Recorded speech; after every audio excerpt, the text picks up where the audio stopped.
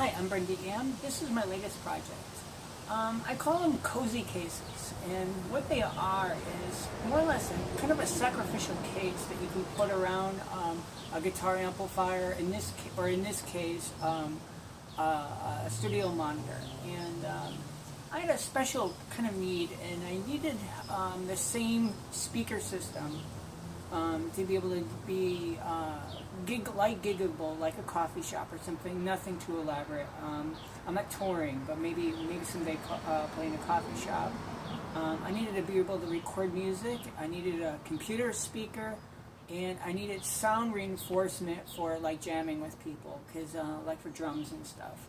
Unfortunately, while you might find something that covers those bases, I couldn't find anything that covers those bases and is physically robust for rough and tumble kind of outdoor, not outdoor, but for like for traveling short distance. So I made these. So I call these cozy cases, and basically what it is a plywood box, and it's got grill cloth in the front, and it'll protect a speaker to some degree. I think it'll protect it from accidental damage, but not intentional damage. If someone's going to knife your speakers, they're going to get through this. It's made out of birch plywood. It has ventilation holes in the top and bottom to let air completely circulate. It's got a little door in the back, and if you open up the door, it's lined with indoor-outdoor carpeting to protect the monitor inside. Or if you design and make these for like a guitar amplifier, like a Fender Champ or something like that, that would look good. And so you open it up and you take your monitor in this case. And this is a Roku 8, which suits most of my needs, but I don't want this to get all trashed. So what I do is I take this and I put it in here like this, and then I close it up like so. And there's like a quarter of an inch, maybe a half inch, or about, looks to be, actually about 10 millimeters on top it looks to be. And there is an amplifier in the back plane of this, or the back plate here is a plate amplifier, probably digital, but it still gets warm.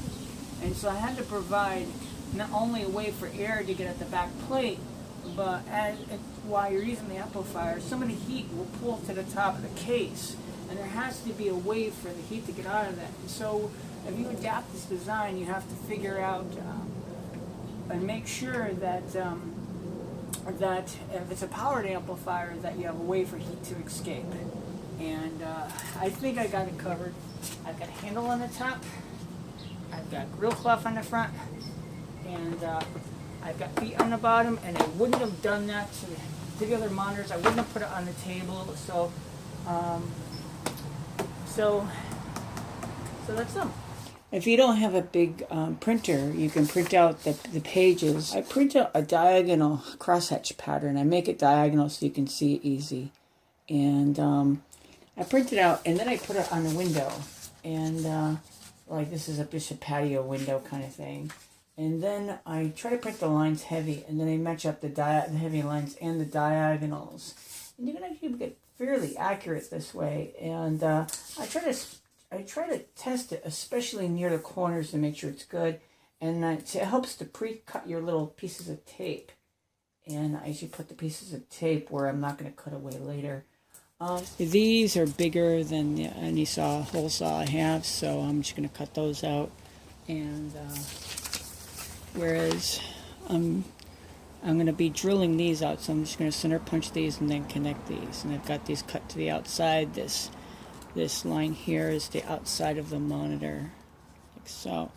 And I was looking and trying to see, as far as paneling, I didn't panel it all out ahead of time, and I'm just going to work off of the material.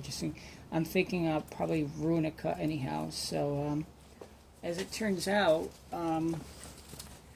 that I can get 4 going across here, so that's pretty good. So there's one there, and then a little mark here.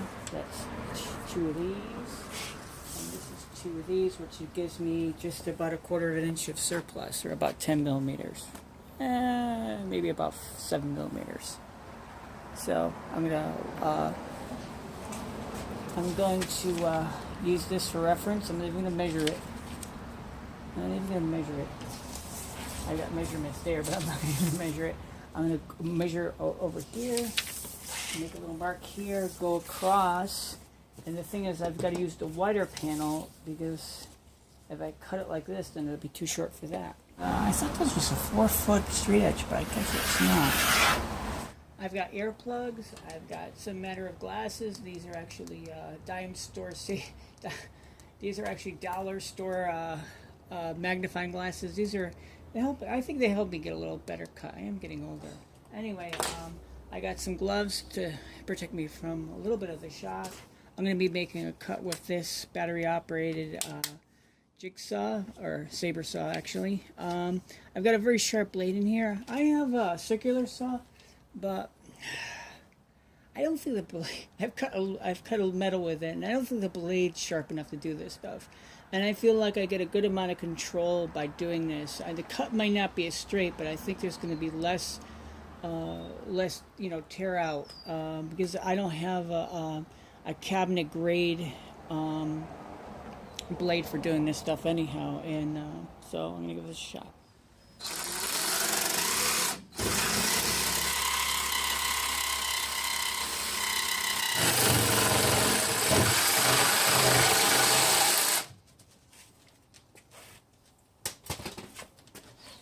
I clamped the little board so it wouldn't fall. Sometimes you gotta do little tricks when you're working by yourself. I made a little tick here with the pencil, and then I pulled this over and did the other side.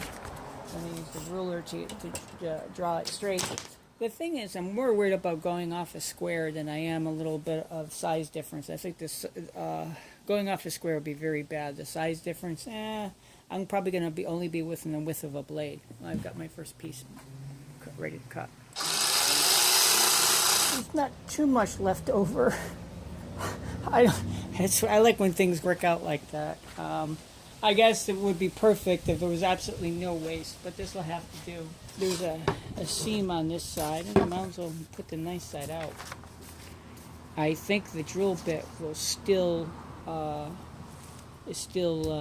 favor the top surface than the back as far as neatness is concerned. This is the back panel, and this has to be airy.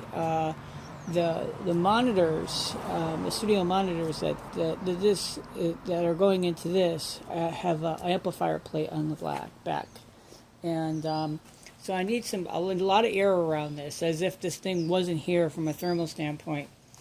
And so I have a 3/4 inch Forstner bit, and these things are really sharp. This was a lot sharper than I thought it would be. And I designed it so the diameter of this, or the radius of this, is incorporated into all these curves. So I've got to just drill holes and then draw lines connecting them. I don't even think I'm going to draw the lines yet. I'm not going to cut this out and weaken it. I want with these pretty accurate, where they are. So I'm just going to center punch these, drill these, and draw lines connecting them, and then cut it out with the saber saw. After having the template taped down, I use a technique where I use my index finger to guide this direction, but constrain that direction, and then I just write it and punch. I have the Forstner bit in the drill press. I always give it a turn to make sure it's actually really in there right. I've got my workpiece on top of a scrap piece or a sacrificial piece of board. And I can't get all these with the drill press, but I'm going to see how many I can get. And I'm wearing my safety glasses just in case some kind of calamity happens, and I'll give it a shot.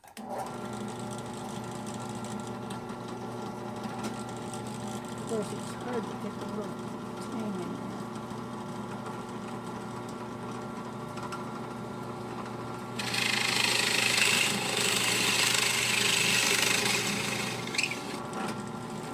The 4 center holes I can't reach with my drill press, so what I'm going to do is I just put this in a cordless drill, make sure it's moderately tight, line them up, and I'm going to give it a shot.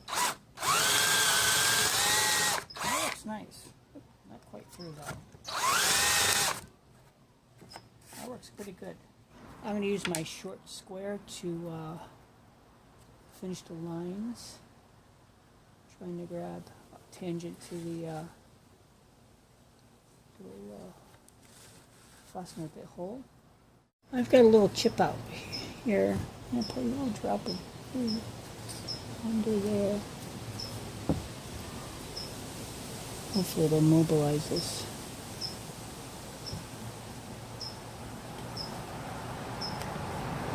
Like so.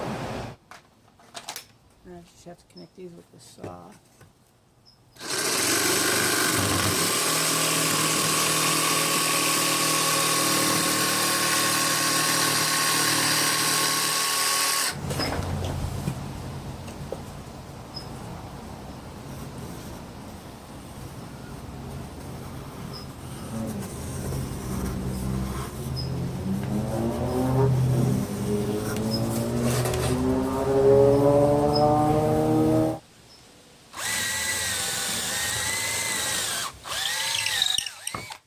I changed to a smaller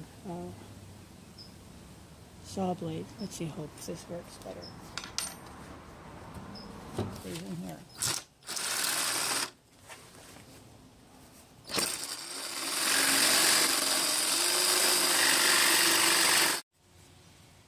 I have some little bumpy transitions here. I don't have a router, and I just used a drill, and I'm going to use a Dremel tool with a little sanding drum on it, and just to smooth out this transition a little bit. And I found that somebody had thrown out an old piece of carpet under layment anti-slip. It doesn't work as good as the other, and I'm on this rickety plastic table, but it's nice outside, and I want to work outside instead of getting dust everywhere. I also have hearing protection on, and you can hear someone's doing something elsewhere, and I wear hearing protection also because, you know, I'm doing this for speakers because I like music and I like my hearing. I'm wearing safety glasses because I like my vision too. You'll miss it when it's gone. This drum's almost had it, but maybe I can get a little more out of it.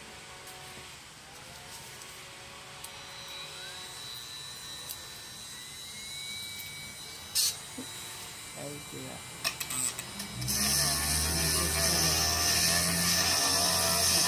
Here I'm going to take a file and just take a couple, chamfer it a little bit, round it out a little bit, actually not chamfer but radius really, just so I don't make these any worse than they are. For these I use the same general idea. There's, you know, it was kind of hard to cut these holes really round.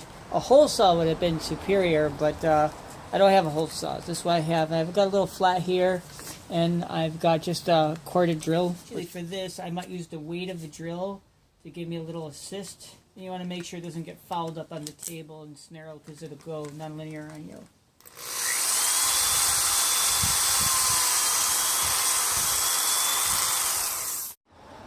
I want to describe one of the worst accidents I ever had with a power tool. Fortunately, it was one of the worst accidents, and unfortunately, it was one of the worst accidents I ever had with a power tool. So these saws basically have a one-sided blade guard, and it looks something like this, and it just bolts like here. And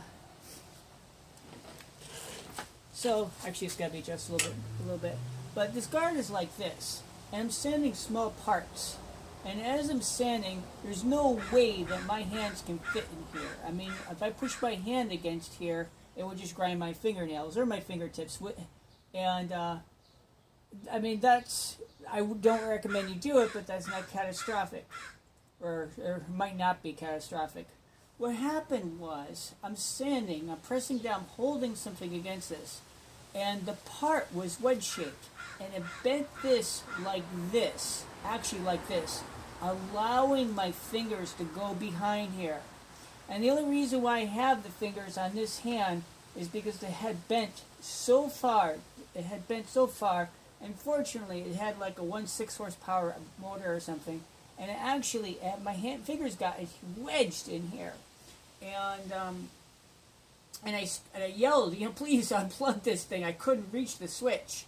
I think I grabbed the top of it, and just the whole thing was just humming, and I asked somebody to shut off the motor, but If there was a little more room, it would have ground off my fingers at the knuckles. It would have been really bad.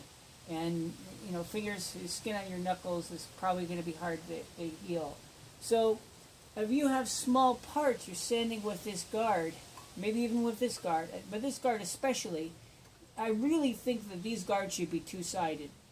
To straighten out the edges a little bit, and I have most of these done, I took the blade off of my belt sander. I don't like turning this thing. I could turn this thing so it goes horizontally like this, but it's kind of a pain. It's not like there's a lever. There's like 2 or 3 bolts, and I try to get the thing square while I'm doing it, and it's not easy. And so I took the blade guard off, and I could basically hold it like this. I'm going to flip off on the edges a bit careful. It's really difficult to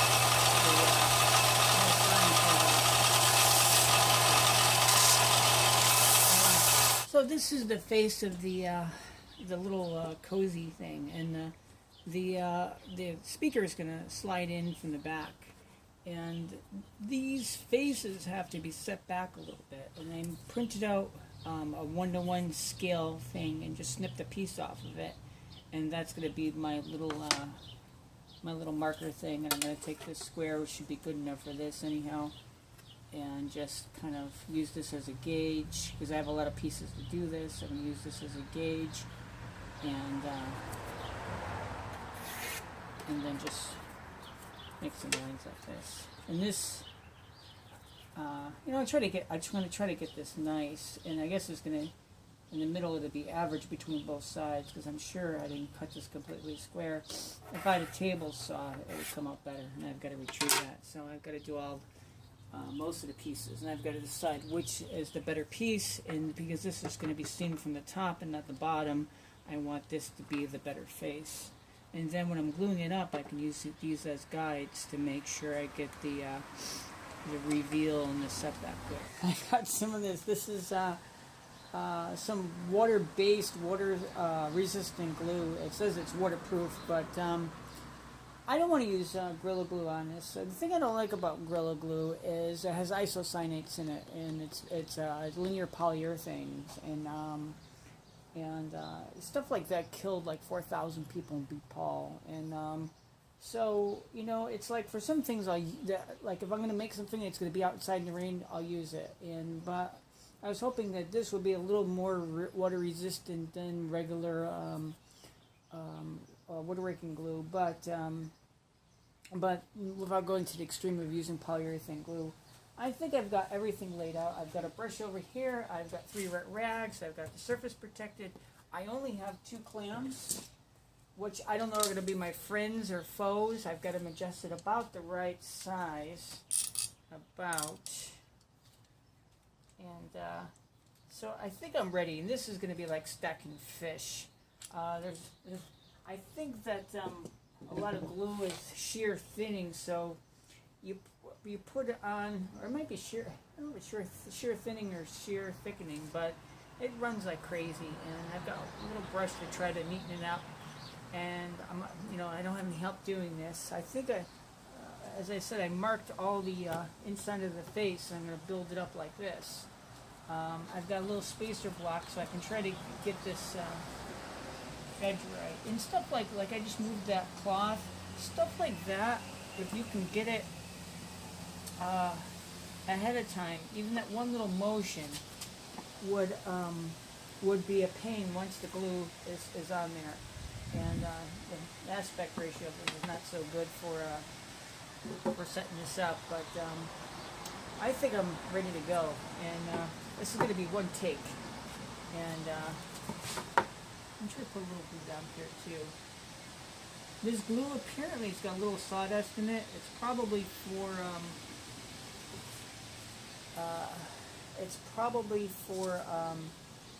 not only for making it the right color and giving it some color, it probably also might provide space. Sometimes in adhesives they used little particles to add, to keep something a certain distance apart. And well, the first one is easy, or I should say not that hard. And I've got to worry about which face is facing me. the rest aren't going to be so easy. And I think I'm going to only be able to glue those on one surface each. But and I've got to get this glue pretty good the first time. And so I've kind of get a bead on here. And I find an assistant handing me pieces is to go much easier. But like so. And so this can be tricky because if I go on the wrong side of the line while I'm building it, then I just wasted a lot of wood and a lot of work. I'm not too concerned about the drips, and I would rather line up the front and make sure the front is nice. And if I want to sand the back a little bit to line it up, that's okay. And I'm hoping that a little bit of vacuum will help me. Sometimes if you squeeze it together, it would otherwise form a vacuum. And so, but I'm not going to get overconfident, or I'm going to try not to get overconfident that that will stay. And these are like four-sided box or 5-sided boxes. The back swings open so you can stuff a little monitor in there. Monitor as in music, not monitor as in a visual monitor. And they're just speakers that are a little more accurate. And I have some misgivings that I wish I know something about making audio speakers, including somewhat accurate ones. Unfortunately, I have a little hardship coming up, and I don't have enough of time right now to come up with a set of audio monitors and have all these marked up. And hopefully this will go good. Making sure I'm on the right side of the line, or the correct side of the line, I should say. Because right and left is relative.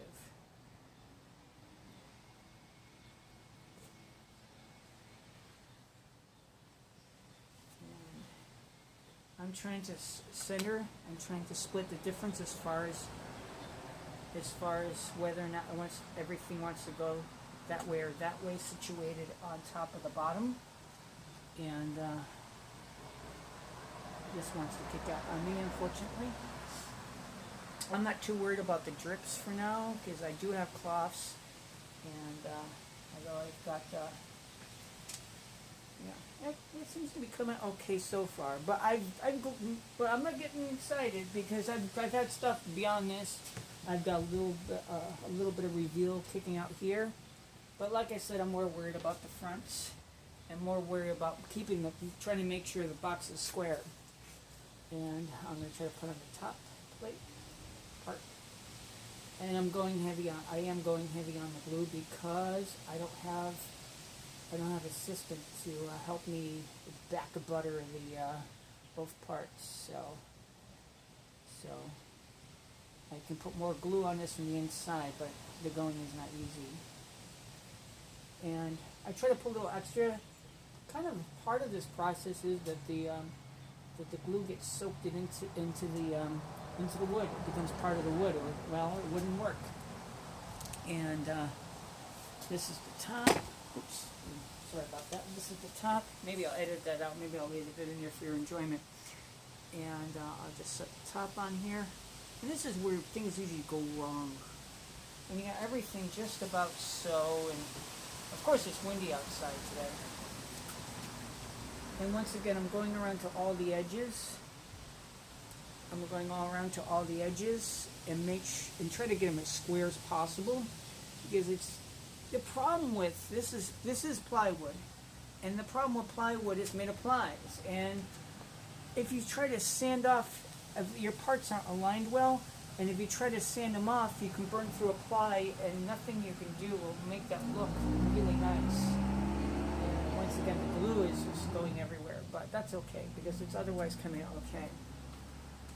And so just lining that up. And so far, so good. Just enough. I got some hinges, and I wanted some strong hinges, and unfortunately, these stick out a little too much, and so I'm gonna have to live with that. And I do want this thing all the way to the top because I want to finish it a bind a little bit. And anyway, I kind of want one here because it's pretty thick in here. It's actually a stress concentrator, but anyway, it's pretty thick here and pretty strong. And the same thing on the bottom. So I got my little marks, and then I used a hinge. I put it like this, and you can see it's going to stick out a little bit from the edge. And I transferred my mark to the lower mark, and I've got to inlet this about one thickness, or one hinge thickness. If you look at the hinge, it's got to go. I have to inlet it about as thick as this. Rather than measure this, I'm just going to take this and put it like this, and a line down here. I can see which one line it is, and that should be fairly close. You may think that using something like this to rough this out is just a time-saving shortcut, and you're right, it is. That's exactly what it is. And then I'll true it up with a file.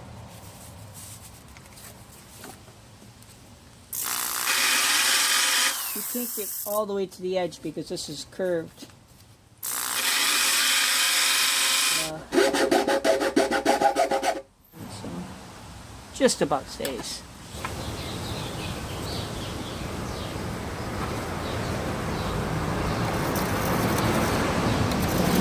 I really want these in the center, so I'm going to do a little bit of correction.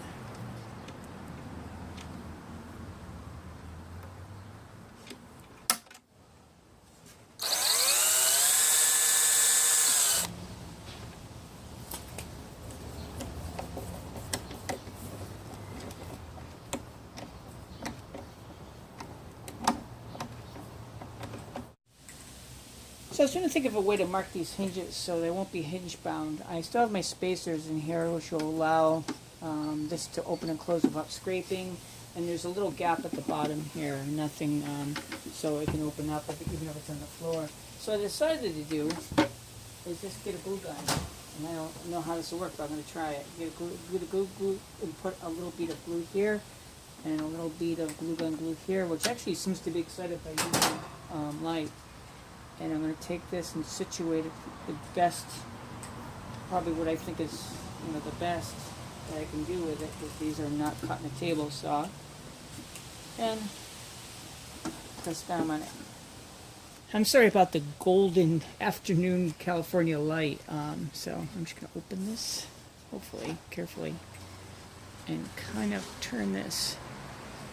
Let's see if we can see it. Get some light in there too, without breaking this thing off, because this isn't going to be as strong as the screws.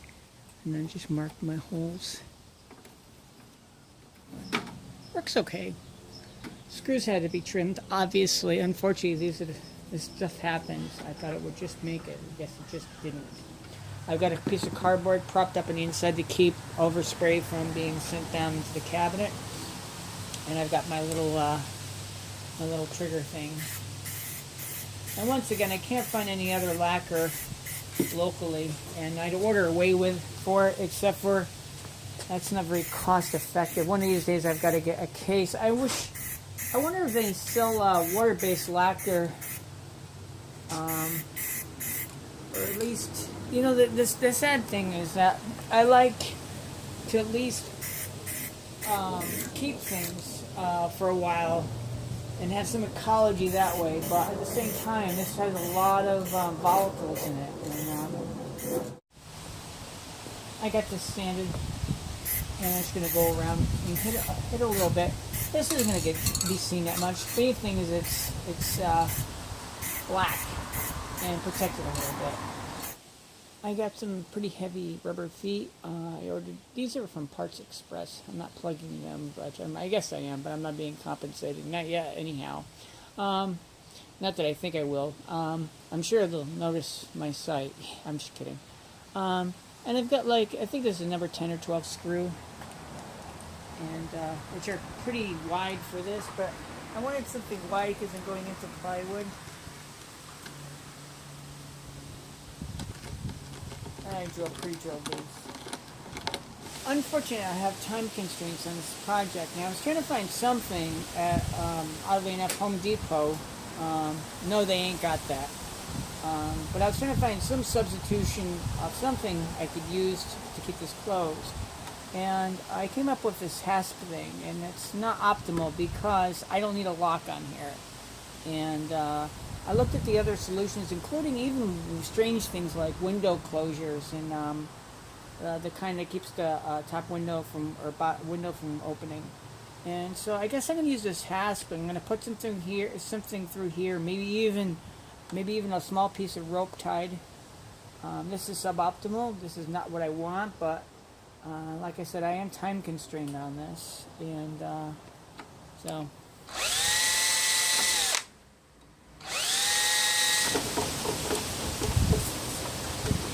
I got a little piece of tape on here. I'm just going to slip this under here and kind of tape this in and see if it opens and closes, which it does.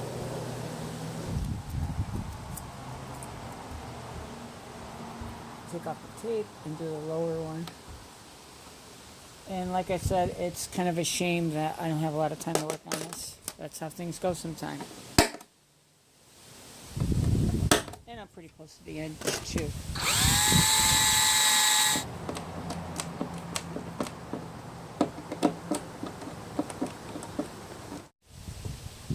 So I've got the monitor inside the little cozy, and I've got a few strips of this indoor-outdoor carpeting. These strips are actually going to live on the sides. They're cut thin so he can travel up between them. But what I was wondering, and what I wanted to do, I've got these strips of 45-degree plywood I cut, and one of my roommates suggested I put something in the corners just to strengthen it up a little bit. I chamfered the edge off of this, the square edge here, and rounded the ends. Hopefully the monitor will slide in better. I didn't want there's glue in the corners of this, and I didn't want there to be interference. I wanted it to sit flat. Now I just have to glue in it. And I'm going to glue in two today and wait 24 hours or 12 hours or something, flip them over and glue in the other ones. And so I don't have any clamps, corner clamps or anything that can do this. So putting the glue kind of heavy because I'm probably going to only put it on one surface. So it doesn't look too good. This way. There we go. And I've got a damp rag here to clean up the surplus.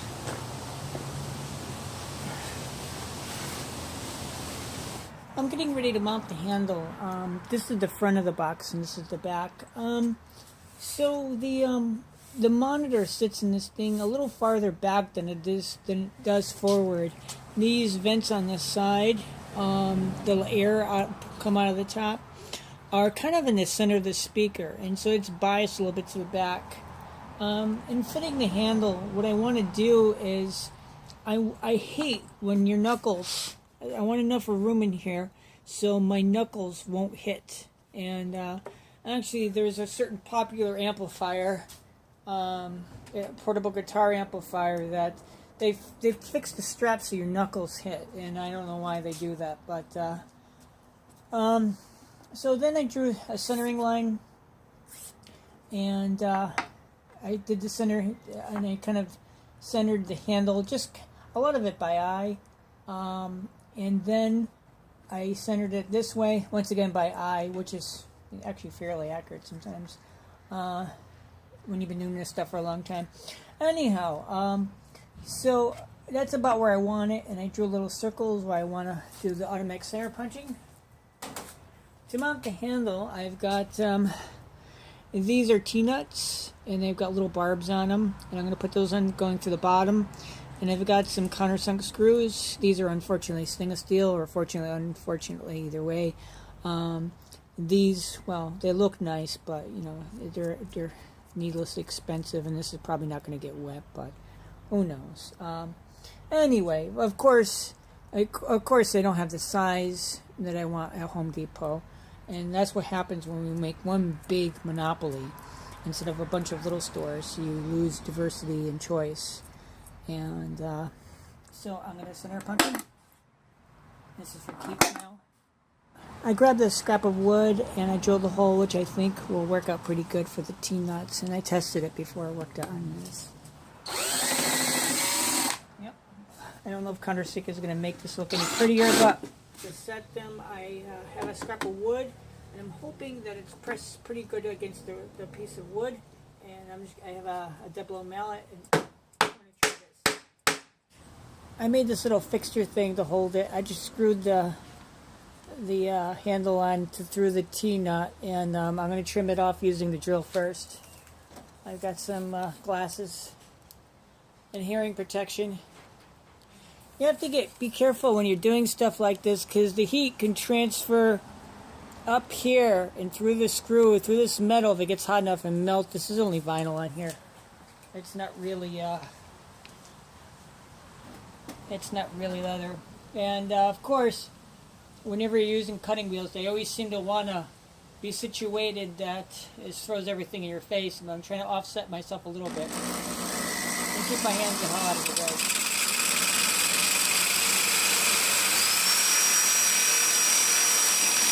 This is where I have the sander to position it to keep it away from the rain and keeping my hair away.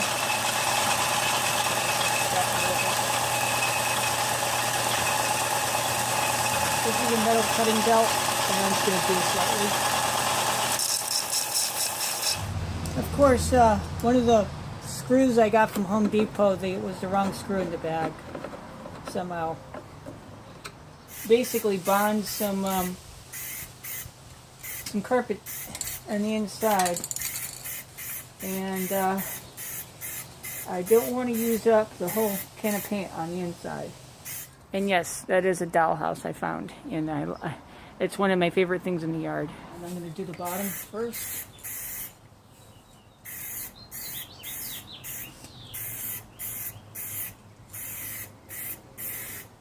And hit these edges.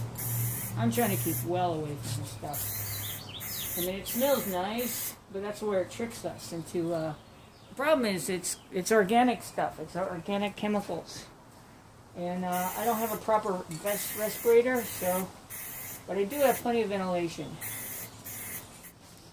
And I tend to do it overshoot, do it overshoot, do it overshoot.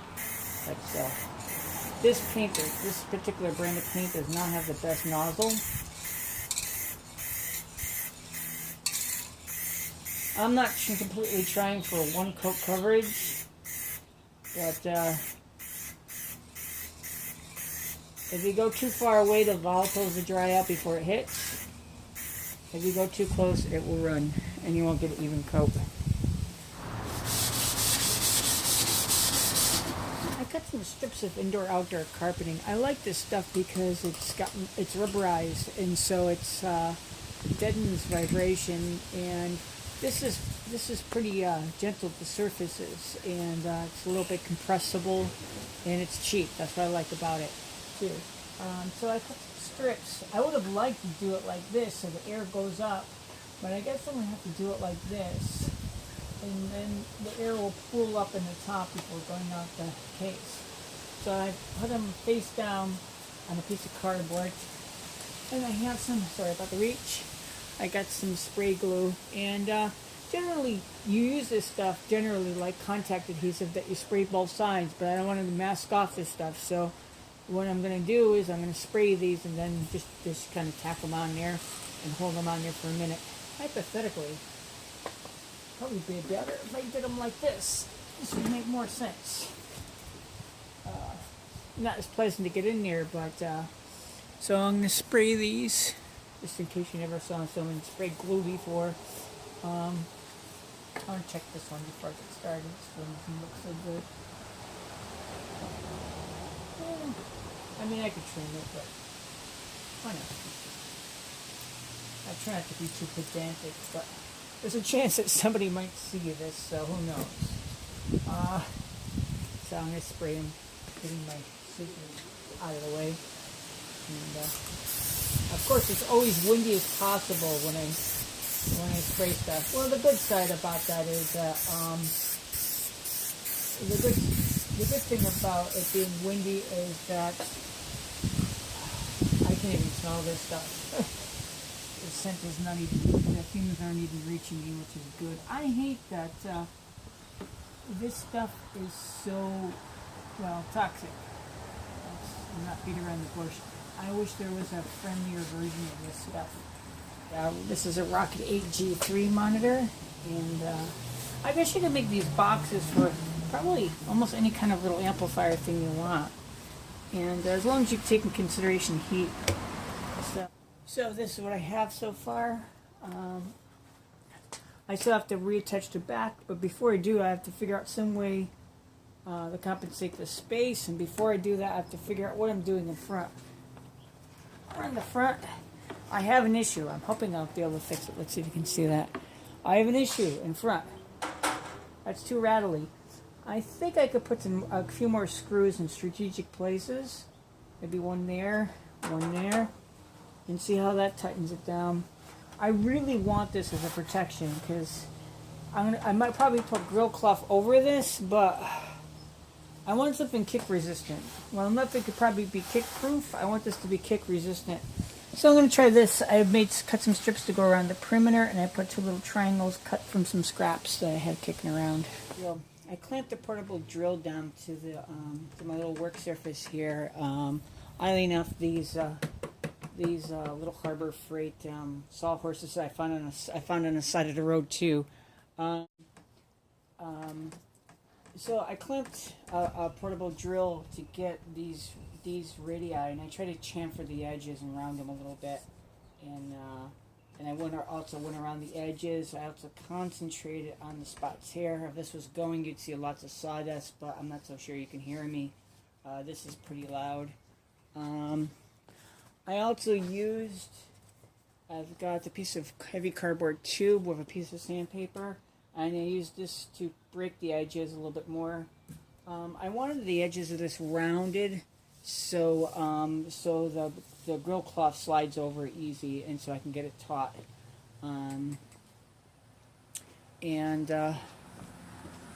The edges, I used the belt sander, stationary belt sander, and a vertical. I'm going to put this right in the edge so you can see this, otherwise you wouldn't be able to. And I angled this pretty far down, and the guard's removed, and you have to be careful not to.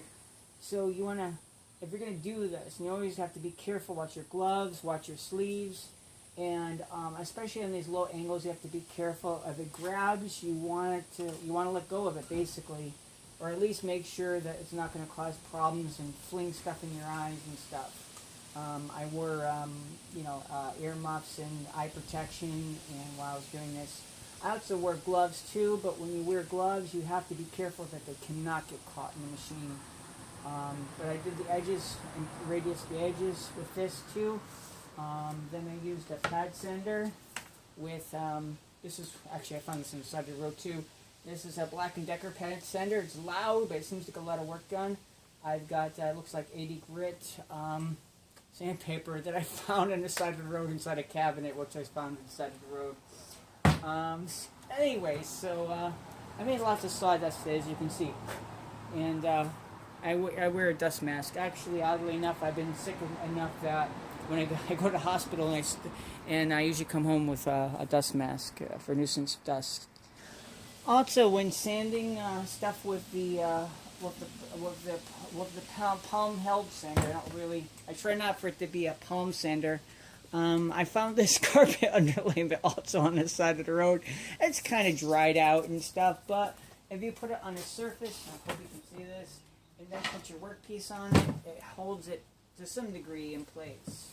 And that helps a lot too. So you don't have to clamp anything down, you can keep on moving. You can actually purchase pads, especially for this purpose, but it's always good to find something on the side of the road. So originally I tried using wire mesh to as a last layer of defense for as far as protecting the speaker drivers, and it was resonant and it didn't work well, and I found the metal grills that they use often are very expensive, and they're not all that acoustically transparent. So I was looking at my grill cloth, and this is like I think it's a Fender reproduction grill cloth. Oddly enough, I bought this from Parts Express. And this stuff does seem to be pretty tough. I mean, it's not as strong as seatbelt stuff, you know, but it does seem pretty tough. You can pull it apart a little bit. From how it smells like it has a lot of sizing in it to keep it together. So what I'm trying now, plan B, is seeing that the other thing was a fail. The wire mesh was a fail, and I'm still likely gonna plug these little holes up and maybe touch up the paint a little bit. So I made another frame to go over the first frame. Actually, I plan to do this anyhow, but as a means of doing the grill. And I cut these holes are just just to make it a little bit lighter. And I gave them 2 quick coats of paint, and it's thoroughly dried, and really bothered to sand it afterwards. I radiused the edges. I don't know if you can see this, but to some degree I radiused the edges. I don't have a router or anything, but I hit it with the belt sander to break the edges so the material can slide over the edges like this. And also I drew this up, and the first version wasn't right. The gap wasn't right, and what I wanted was to have, I may cut these little shims out of the cloth, and I wanted to make sure that I can fit 2 thicknesses on the side and 2 thicknesses on the top. Well, or 1 all the way around, but I wanted to make sure there's enough room for 2 thicknesses, and there is. I think I'm ready to cover the grills. I have, oddly enough, a grill. I have some grill cloth, which I think is a Fender reproduction. It's not what I wanted. I didn't want 60s, I wanted 1930s, but especially, I actually like the diagonal stuff from the 1930s, the RCA Victor kind of look. I've got a blow dryer. I watched a video, and they said a blow dryer heat gun might help. This stuff is pretty stiff, but we'll see if it helps or not. As long as I remember, I'll post a link to some other recovering videos. And I'm not an expert, and this is my first attempt at this. And if I'm lucky, I might have 2 extra tries. But let's assume I've got to get it in the first try. I've got a staple gun, and this is an Arrow one. This was like $15, and I worried that the little staple gun wouldn't have enough of force, and it turns out that this barely does. And but it does. And otherwise, it seems like a well-made stapler. I've used these before, and this is the same stapler that actually I think they sold this when I was a child. But I'm trying something interesting. I took a little block of wood that's as thick as my face frame, and I taped it on the bottom because I noticed that of the stapler nose, let's get it from the side, of the stapler nose, let's see if you can see that, is not level like this. The staple won't see all the way. So I want to try this. I think this might be better than trying to squeeze it and do this all at once. It might get in my way, might not, so I'm going to give it a shot. And because I don't like listening to staplers, I have some hearing protection. What's the sense of being a musician if you can't hear anything? So I've got a little scrap of cardboard. This is Honey Nut Cheerios box. This is great cardboard for making templates. It's even better.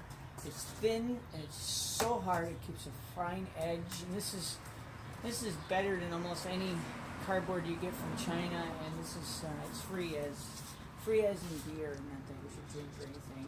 So I'm gonna put this here. I'm just gonna hit this. I'm gonna try to hit this edge and see what happens. See if although I might want to do this edge first. I'm gonna do this edge first. This is the smaller edge, and this is the easier edge. I'm pulling it the long way first because I think it'll stretch more this way than the other way. And I'm going to try just giving it a light coat of glue, fold it over, and try fastening it, and hope that the staples go in. So let's give this a shot.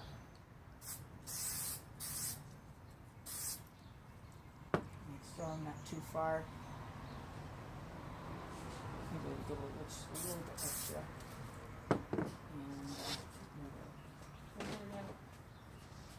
And try to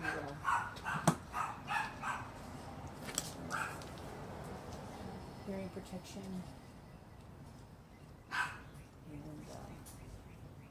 And I'm trying to keep this edge straight, you know, parallel. So here goes.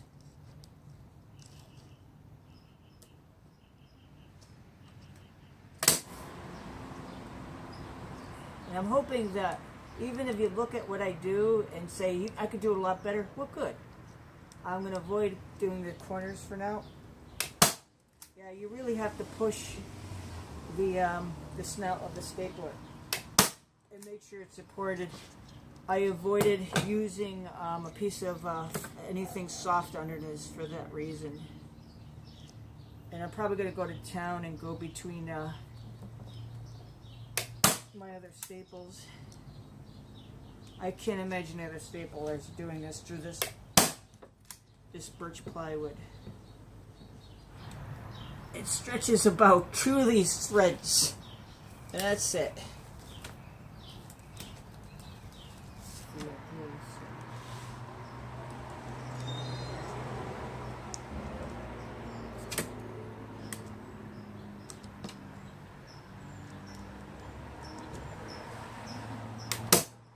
So this corner that I wrapped around 2 different ways seemed to work better than the others. Look, I've got fraying here, and fraying here, which I have to dress. I have to melt it at least to seal it. The glue's not going to help me. And this is a little bit bulkier, but I think that's going to be okay. And there's like 1 little thread coming out. That's it. I'm going to try to be careful doing this. I expect this to make a mess. Hopefully I will not be disappointed.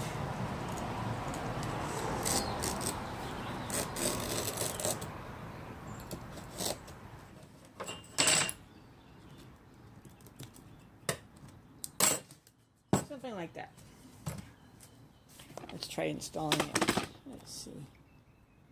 I have a cabinet here. Still gonna stuff in the little corners.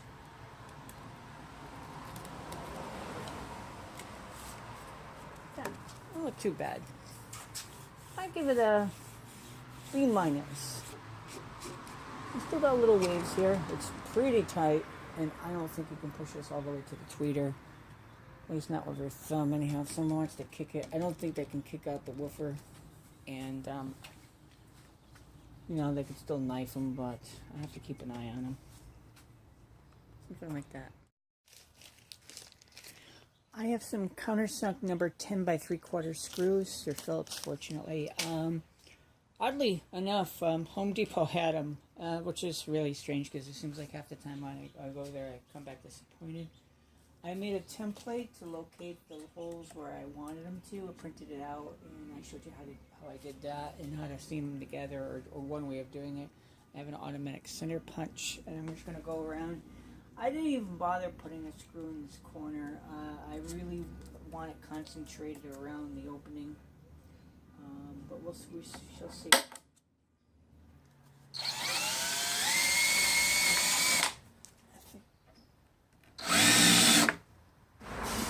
Something like that. Just want to countersunk. I'm going to send a drill in here just a little bit just to start these holes. It's really easy to go through. Please excuse the nice gentle lighting, the songbirds and the breeze. So on the backs, this is the back, and it's face down because I can see the hinges, and it would be really easy to mess this up. But the little three screw holes are for the latch. So to fill up the space, I didn't know how far the monitor was going to really fit in there until I figured out whatever kind of solution I was going to have as far as the front padding, and I've done that. And I've got about this much left, and I've cut these strips. These are a little, I think they're 11/16 wide, and about the thickness of the plywood, which is just 12 millimeters. It's not actually SAE. So as it is, that because we haven't converted metric things into metric in this country, nothing that we make will be, will fit well. So I'm going to put some, I plan to put some carpeting, one thickness of carpeting, and that should do it. And I'm going to glue these up. It's one of these function over form things, and I'm going to kind of just center it and place it down. I'm going to hold it in place and clean up a little bit. Now it's a couple wigs on top.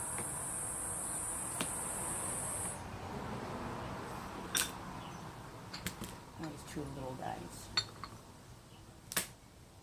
Where I don't have a big one. I only put one coat on the inside of the back because I have another side project to do. I changed my strategies a little bit. I put a strip of carpet on both sides of the filler strips, and I made it a little wider than I needed to, just in case this moves around a little bit. Generally, when I made these, I was thinking about short trips, gigging, maybe jamming with friends and stuff, and that these can be used for sound reinforcement too. I also put, to keep vibration down and resonances down, I also put, I found this strip in the center of this ribbed carpet, and I cut some very thin pieces, and I put 4 of them here, and so, and it takes us a little bit to close it now, but I don't think it'll vibrate.